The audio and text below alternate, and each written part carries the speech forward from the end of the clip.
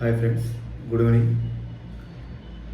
Same as usual సోమవారం ఎలా అయితే మార్కెట్ పడిందో ఈరోజు కూడా అలాగే పడింది.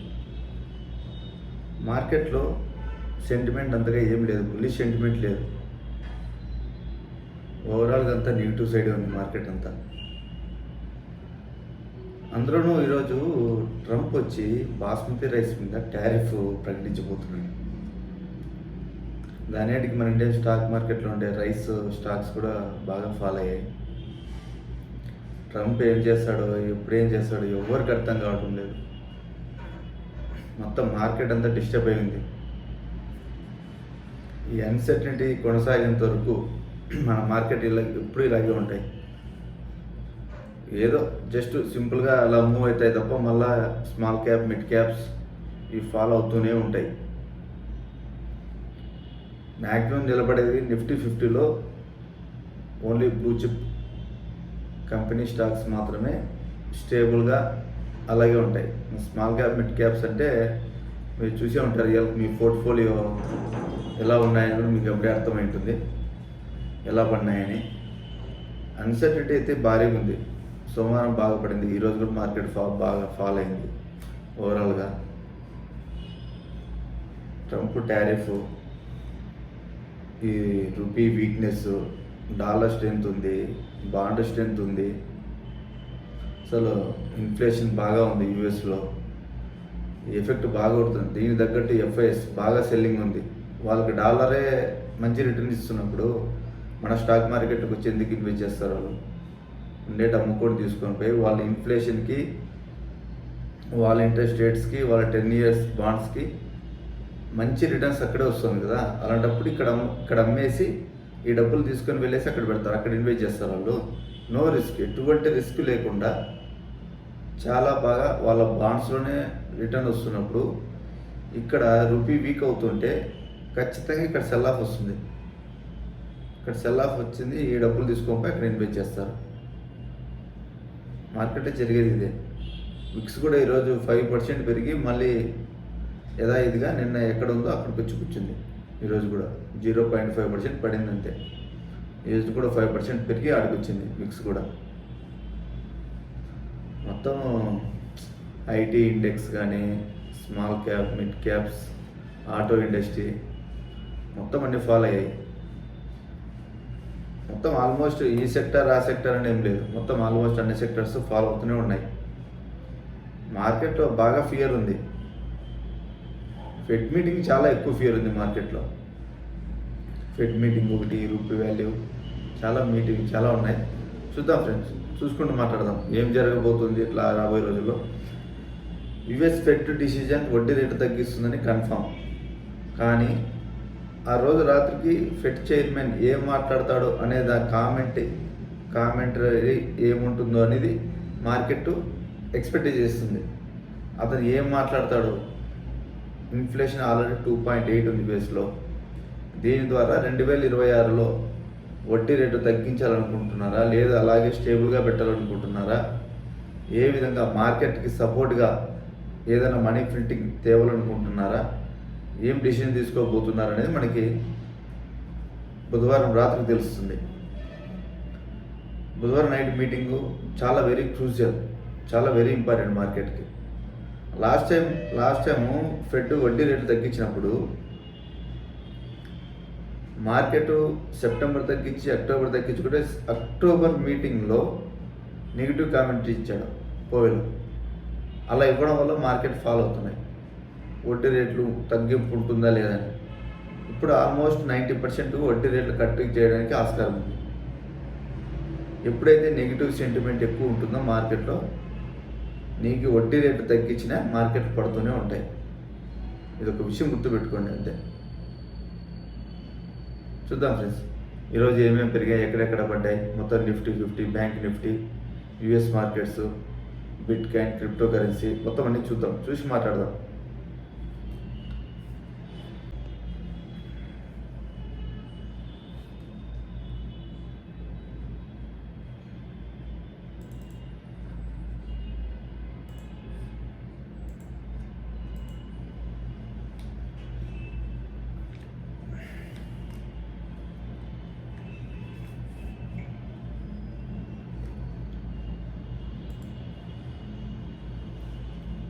Sensex 436 points down, Nifty 50 120 points down, Nifty bank అంటే ఆల్మోస్ట్ స్టేబుల్గానే ఉంది, జస్ట్ -16 పాయింట్స్.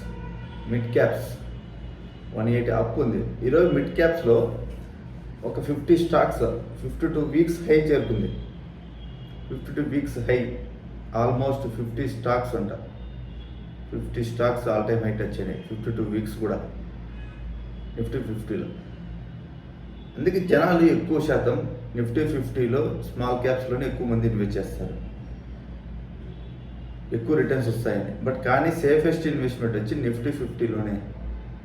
ఎక్కువ వోల్టాలిటీ ఉన్నా కూడా ఫస్ట్ రికవర్ అయ్యేది నిఫ్టీ 50నే. ఆ తర్వాత ఇక్కడ నుంచి ఇక్కడ వచ్చిన రిటర్నే మళ్ళీ నిఫ్టీ 50లోకి కానీ నిఫ్టీ మిడ్ క్యాప్ కానీ స్మాల్ క్యాప్స్ కానీ మొత్తం దీనిలోకి వస్తుంది. ఫస్ట్ పెరిగేది ఇక్కడే, పడేది వచ్చి మిడ్ క్యాప్స్ స్మాల్ క్యాప్స్ ఎక్కువ పడతాయి. నిఫ్టీ 50 స్టాక్స్ జస్ట్ 5% 6% ఓవరాల్గా అలా చిన్నగా ఫాలో అవుతుంది. ఫస్ట్ ట్రై చేయకూడదు ఇవే.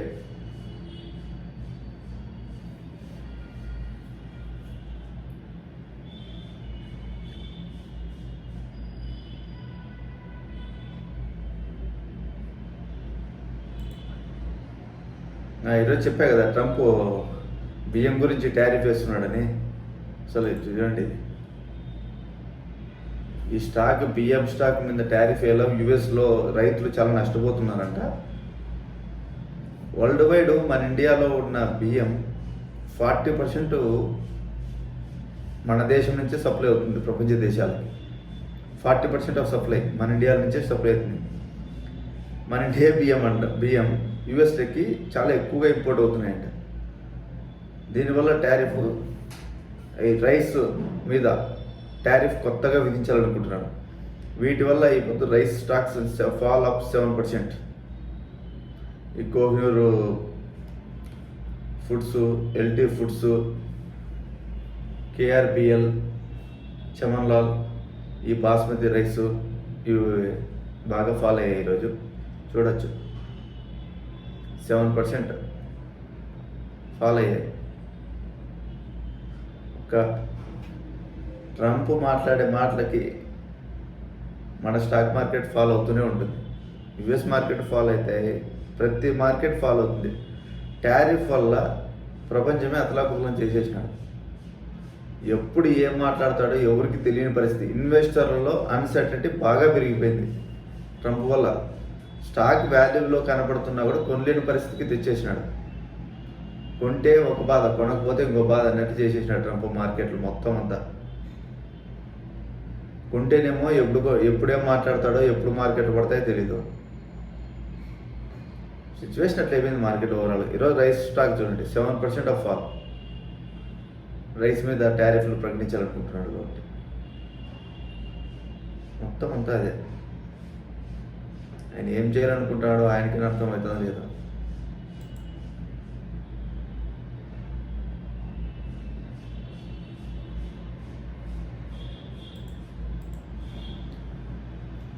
సేమ్ ఈరోజు నైట్ కూడా యుఎస్ మార్కెట్ కూడా సేమ్ ఫ్లాట్గానే స్టార్ట్ అవుతాయి.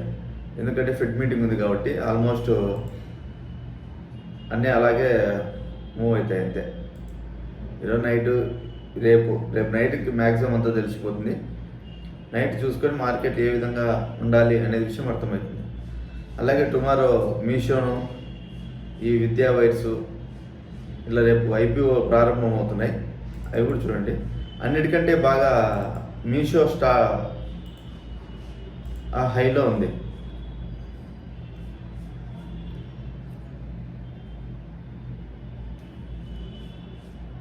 %38 అందరికంటే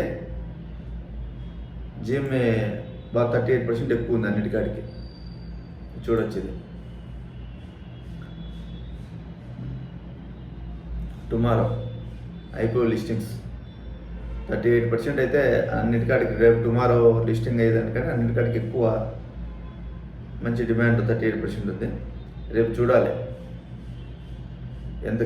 38.16 టైమ్స్ రిటైల్ ఇన్వెస్టర్స్.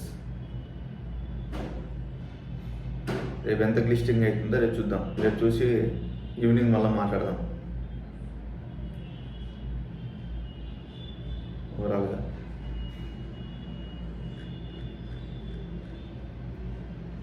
మొత్తం మీషోకి మంచి డిమాండ్ ఉంది, అందులోనూ ఈ కామర్స్ ప్లాట్ఫామ్ కదా అలా.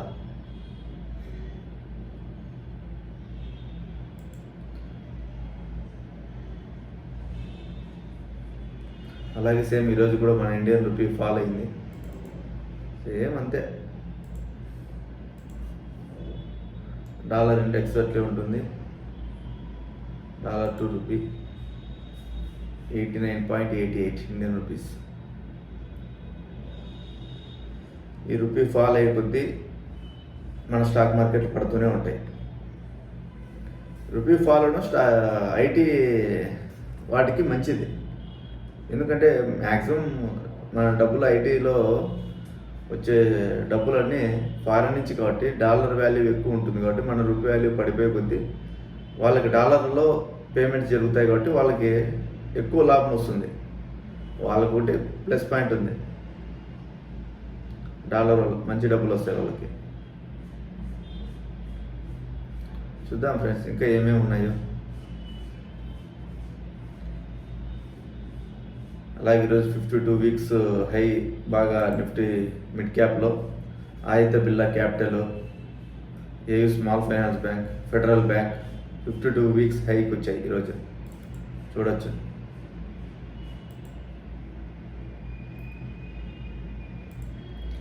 AU small finance bank stock చూడండి ఫ్రెండ్స్, 971 రూపీస్. 5 డేస్లో 2.50%, 6 మంత్స్లో 25% రిటర్న్ ఏ స్మాల్ ఫైనాన్స్ బ్యాంక్లో.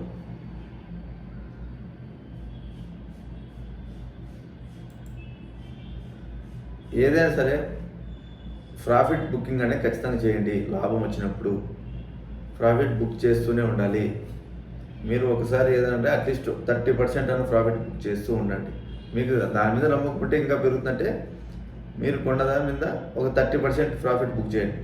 ఇంకా నిదానంగా అవసరమైతే ఇంకా కొన్ని రోజులు వెయిట్ చేసి మార్కెట్ పెరుగుతుంది, రైజ్ అవుతుంది మీరు అనుకున్న స్టాక్స్ కొద్దిగా వెయిట్ చేయండి. మళ్ళీ ఒకవేళ పెరిగితే మళ్ళీ ఇంకో 30% అమ్మడానికి ట్రై చేయండి. మీరు అనుకున్న ప్రైస్ దాకా వచ్చేనే అమ్ముతాను అలాగే కూర్చొని ఉంటే మాత్రం ఏదో ఒక రోజు మళ్ళీ ఫాలింగ్ స్టార్ట్ అవుతుంది ఖచ్చితంగా. ఎందుకంటే ఏదో ఒక రోజు ప్రాఫిట్ బుకింగ్ కంపల్సరీ చేస్తారు పెద్ద పెద్ద ఇన్వెస్టర్లు. ఆ రోజు ఆ హైలో అరే అమ్ముకుంటే బాగుండు అనిపిస్తుంది, కాబట్టి ఖచ్చితంగా ప్రాఫిట్ అయితే బుక్ చేయండి. ఇలా ఈరోజు almost 52 stocks all time 52 weeks high పోయాయి. అదే సరే ఫ్రెండ్స్, ఏదైనా అప్డేట్ ఉన్నా మీకు ఖచ్చితంగా నేను చెప్తాను. ఐపీఓస్ టుమారో ఒక 3 ఏమో లిస్టింగ్ అవుతున్నాయి. ఇంకా మీకు క్రిప్టో కరెన్సీ కావాలంటే చెప్తాను. క్రిప్టో కరెన్సీ కూడా అంత పెద్దగా ఏం లేదు మార్కెట్లో. మార్నింగ్ నుంచి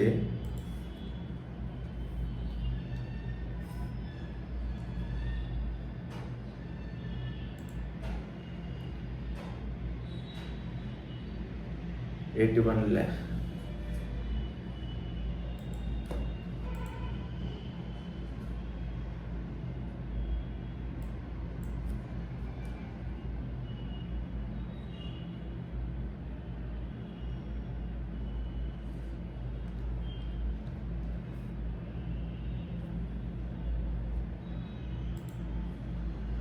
$90,298.